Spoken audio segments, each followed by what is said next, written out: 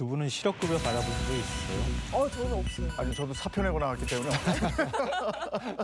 아니, 저도 사실은 그 고정적으로 진행을 맡고 있었던 프로그램이 있었는데 네. 최근엔 프리랜서도 실업급여 받을 수 있잖아요. 아 그런가요? 예, 고정적으로 방송을 하는 경우에 실업급여를 내기도 하고요. 또 받을 수 있습니다.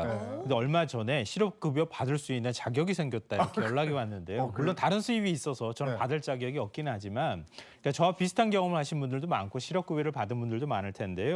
그런데 정부가 실업급여를 삭감하는 방안을 한때 추진했었습니다. 그것 때문에 실업급여라고 하는 논란이 또 일기도 했었는데요.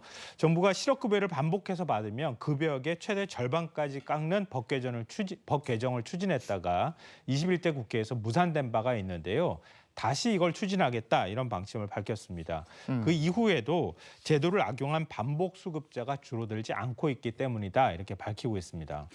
직장을 잃은 사람들이 재취업하기 전까지 그 공백 기간 동안에 든든한 버팀목이 되는 건데 실업급여라는 것이 근데 이걸 또 악용하는 사례가 늘고 있다고 전해 들었거든요. 네, 맞습니다. 실업급여 악용 사례가 줄지 않고 있다 이렇게 표현하는 게 일단은 맞을 것 같고요. 왜냐하면 실업급여 수급자 숫자가 굉장히 늘어났기 때문에 만약에 악용하는 사람이 있다 하면 그 악용하는 사람도 자연스럽게 증가할 수 있는 그런 부분들도 있기 때문인데요.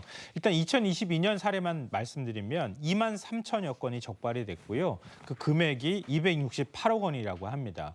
그러자 정부에서 22대 국회에서 다시 실업급여 개편안을 추진하기로 했다고 하는데요.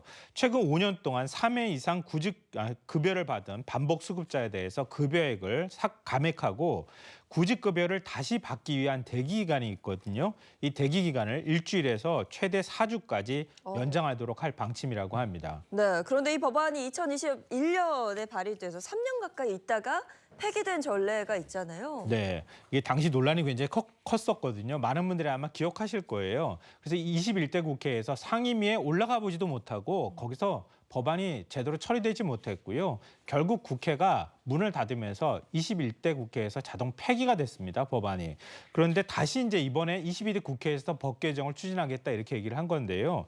왜냐하면 플랫폼 노동자나 단기 비정규직이 상당히 많잖아요. 이런 경우에는 반복 수급만 문제 삼게 되면 노동시장 이중 구조가 더 악화될 수 있다. 이런 노동계 반발이 굉장히 컸기 때문입니다. 그래서 정부는 이런 비판을 의식해서 이번에는 저임금 노동자, 일용 노동자 등 노동시장 약자는 반복 수급 횟수에 포함하지 않도록 하고 또 반복 수급 횟수는 법 시행 이후 수급하는 경우부터 산정 가능하도록 하겠다 이런 방침을 밝혔습니다. 네, 실업급여에 대해서 재정비가 필요하다 이런 얘기 많이 들었는데 이번 참여 아주 깔끔하게 정리가 좀 됐으면 좋겠습니다. 네.